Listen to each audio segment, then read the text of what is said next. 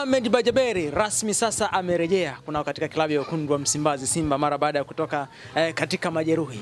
Tuko na mwamba mbukuzi wa soka la Tanzania Hamisi Kabwe. Kwema ndugu yangu? Kwema kabisa kaka Ngwale. Uko vizuri? Ngwale wa Ngwale. Nipo vizuri kaka mkuu. Mbukuzi wa soka tumekufuata mbukuzi. Bila shaka yoyote kaka. Karibu sana kaka. Ule madini ubongoni. Madini? Ubongoni. Tuanzie kwa Mohamed Bajaberi. Mwamba karejea. Fundi wa mpira. Mohamed Bajaberi moja kati ya wachezaji wazuri sana ambao binafsi kwangu mimi naamini watawapa kitu kikubwa sana Simba Sports Club. Miaka 22, uwezo mkubwa wa kiufundi kutoka Parkland ambapo ilikuwa ni academy ambayo imemtengeneza. Unajua ni mara chache sana kupata wachezaji ambao wanaweza kuwa katika kiwango kibovu haswa wakipitia kwenye misingi mizuri ya soka. Imekuwa ni nadra sana kupata wachezaji wa namna hiyo haswa kwenye mpira wetu wa Tanzania. Lakini kwa Mohamed Bajaberi familia yake kidogo ilikuwa inajiweza. Nimemtembeza huko alipopita huko kwenye academy mpaka kufika hapa alipofika katika umri wa miaka 22. Ndio maana unaona katika umri wa miaka 22 anacheza professional. Hajahangaika kama wenzangu na mimi wakina Yusuf Kagoma. Kapita huko kote mpaka kuja kufika Simba maji ya ugoko, sio? Lakini kwa Mohamed Bajaberi yeye kapita Parkland, kaenda sijui wapi, aenda kufanya mpaka trial Miji Island ya Denmark. Yeah, of course. Kwa hiyo ukimprofile vizuri Mohamed Bajaberi unagundua ni mchezaji ambaye kiufundi amekamilika na Simba Sports Club wamepata mchezaji. Yes. Inawezekana aliwaishwa sana kwenye pre-season wakati ametoka kwenye majeraha kwa sababu alimaliza msimu na Polisi ya Kenya akiwa na majeraha. Kwa hiyo wakati anakwenda pre-season mwalimu Fadlu Davis kwa sababu alichukua wachezaji wote wapya alikuwa anataka aanze kumuingiza kwa haraka kwenye kikosi kwa ajili ya kumwangalia. Nafikiri pale ilikuwa ni kosa. Akajitonesha kwenye lile jeraha. Baada ya kujitonesha kwenye lile jeraha ikabidi anarudi kwenye chumba cha madaktari. Nafikiri Simba wamefanya maamuzi sahihi kutoa muda mrefu wa yeye kurecover mpaka kupona majeraha then kumrudisha kwenye kikosi. Na amekuja wakati muafaka. Wakati ambao Simba Sports Club ina kocha mpya. Technician Pantev. Huu ni wakati sahihi kwake kwa sababu kocha atataka kuwasoma wachezaji.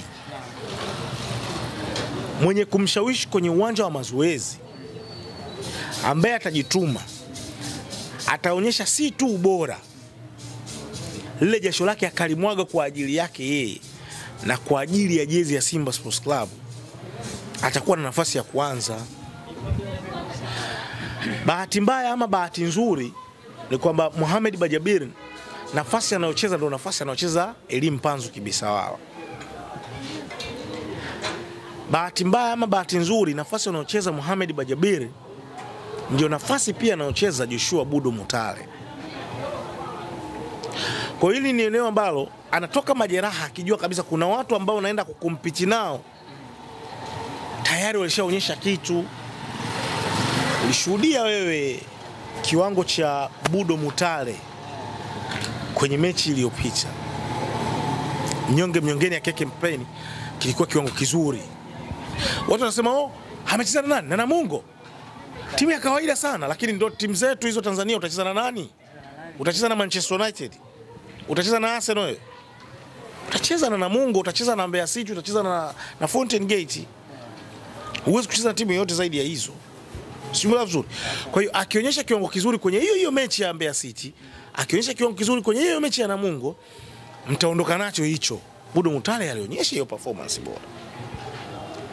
Lakini pia Mpanzu Kibisawala mechi ya mwisho hakuonyesha kiwango kizuri. Lakini ile ilikuwa ni form. Mimi siamini kwenye kuonyesha kiwango kibaya kwa Elie Mpanzu inawezekana ikawa ni muendelezo. Nataka kuamini ya kwamba kuingia kwa mtu kama Dimitar Pantev kwenye kikosi cha Simba kutawaboost kisaikolojia wachezaji. Watapata ile wake up call ya kwamba mwalimu mpya kaja. We need to show up. Lazima tuonyeshe ili mwalimu aweze kufanya nini? Hawezi kutupa nafasi kwenye kikosi cha kwanza. Na umemsikia Pantev kwake hii ni golden chance. Utanielewa kwa nini nakwambia ni golden chance? Ni golden chance kwa sababu safari yake imekuwa fupi sana mpaka kufika kwenye klabu ambayo inaweza ikamtengenezea jina kubwa sana na Afrika ikamtambua. Sio vizuri. Victoria, Gaborone, Victoria, Orapa, Gaborone United. Simba Sports Club, Tanzania. Ina jina kubwa, inakupa mileage, inakupa platform, utafahamika. Safari yake imekuwa fupi.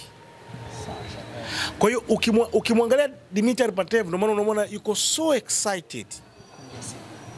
Yaani yuko so excited, unaona kabisa anataka aonyeshe kitu ili Afrika imtambue kwamba okay, kuna mtu anaitwa Dimitar Pantev. Sasa hii ndio advantage kwa Simba. Kitendo cha yeye Dimitar Pantev kuichukulia hii nafasi ya Simba kama golden chance. Hii sasa ndio nafasi kwa Simba Sports Club kuweza kunufaika kiufundi. Kwanza kuibadilisha Simba Sports Club, kuitransform. Kuondoka na hichi kitu ambacho mashabiki wengi wanaamini kwamba sio sahihi, ya kwamba wachezaji hawajitumi, lakini pili Simba ilikuwa inacheza slow, inafanya build up slow kutokea huku nyuma, back pass nyingi na kadhalika. Kwa aina ya falsafa alokuwa nayo Dimitar Pantev, na yeye ni kocha wa aina hiyo, ni modern coach au tunawaita sasa hivi au makocha wa kisasa, ambaye anapenda timu yake ifanye build up from the back. Inafanya build up from the back, lakini anataka wakati mnatoka kwa speed kwenda kuwashambulia wapinzani, ili hata mkiwakuta mnaweza mkawa mnawakuta wakiwa hawapo disorganized. Na anapenda kuwatumia wale mawinga wa pembeni kutanua uwanja. Simila vizuri, na ndio maana alikuwa anamtumia sana Tata Yaone Ngamanyane, Aivajes namba 10, aliwasumbua sana Simba Sports Club pembeni mwa uwanja. Kingine unachogundua, anapenda mshambuliaji ambaye ana uwezo mkubwa wa kiufundi. Ana uwezo wa kukana mabeki akawatawala mabeki. Hiyo sifa anayo Suleiman Mwalimu. Sijui umeelewa vizuri, anayo Suleiman Mwalimu. Kwa hiyo sasa kutoka kwenye hii phase ya kwanza kwenda kwenye phase ya pili, kwa sababu hii phase ya kwanza tunaita build up. Phase ya pili tunaita progression. Alafu phase ya tatu tunaita creation na attacking. Hii sasa inabidi Simba watoke hapa kwa speed hapa nyuma mpaka kwenda kufika pale, wakiwaacha wapinzani shagala bagala, wakiwaacha hoi. Ndio aina ya falsafa ambayo kocha huyu wa Simba Dimitar Pantev anaitaka. Kwa hiyo anataka kwenye uwanja wa mazoezi kuanzia leo aone hiyo reaction kwa wachezaji wa Simba.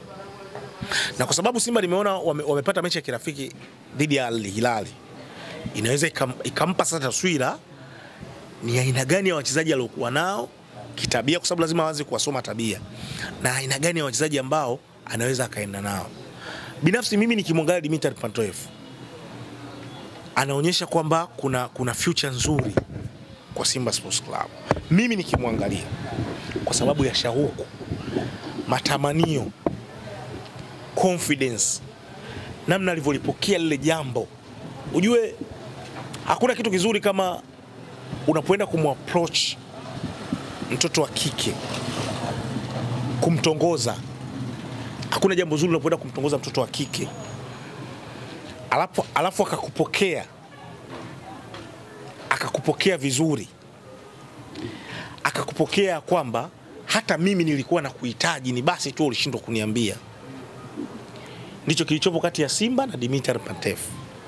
Yaani Dimitar Pantev ni kama vile mwanamke ambaye alikuwa anasubiria mtoto wa kiume aende akamtongoza, naye alikuwa anatamani sana apate hiyo chance, na kweli huyo mwanaume akaenda kufanya nini? Kumtongoza. Unaweza ukatengeneza tu picha mapenzi yao yatakuwa ya namna gani. Kabwe, unamuona mchezaji Jean Charles Ahoua, wengi wamezungumza kwamba chini ya Dimitar Pantev, meneja huyu, huenda akakosa nafasi. Unadhani kuna mchezaji mwingine nje ya Ahoua au Ahoua anaweza akapata nafasi kwa unavyomuona? Ahoua ni mchezaji mzuri, hamna mtu anayemkataa, na uzuri wake unakuja kwenye maamuzi yake ya mwisho yale. Ni mzuri kwenye set pieces na ni mzuri kwenye kufunga, na ana jicho zuri la kupiga pasi za mwisho. Mimi nilivyomuona, kasoro yake ni hii ambayo walimu wengi wa kisasa hawataki kuisikia. Off the ball ni mvivu.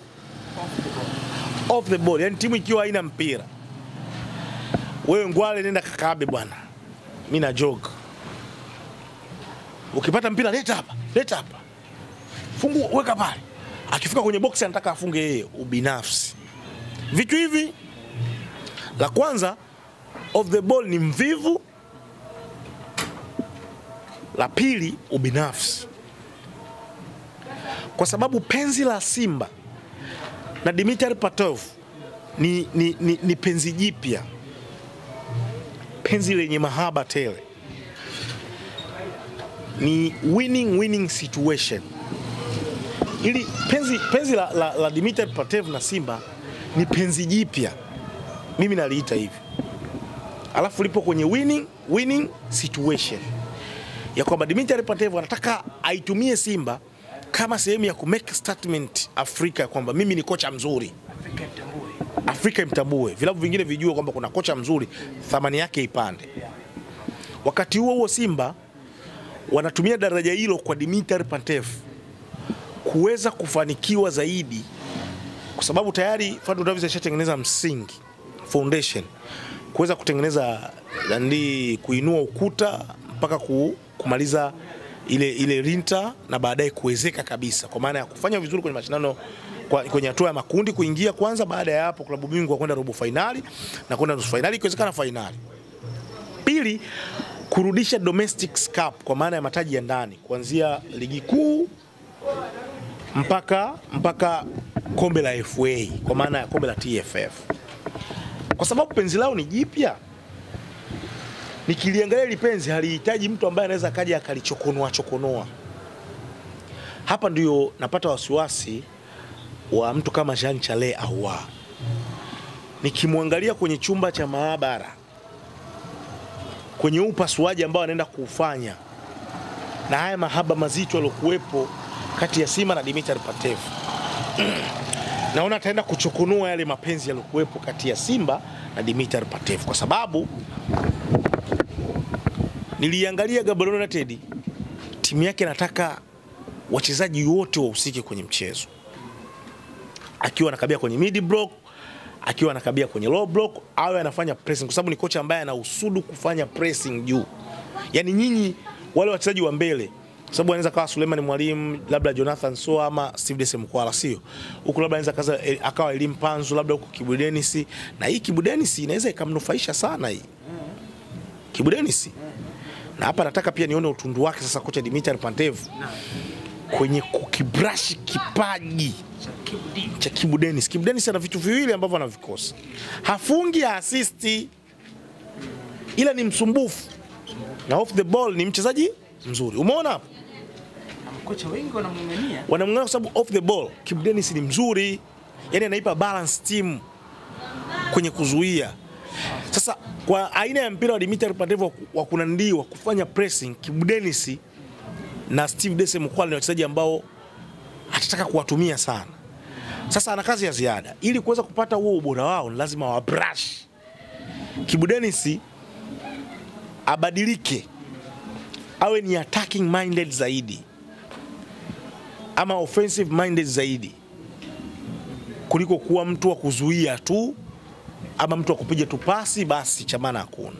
Kwa sasa kwenye lile eneo Wewe Jean Chalea Ahoua unacheza nyuma mshambuliaji na wewe utahusika kwenye kufanya pressing.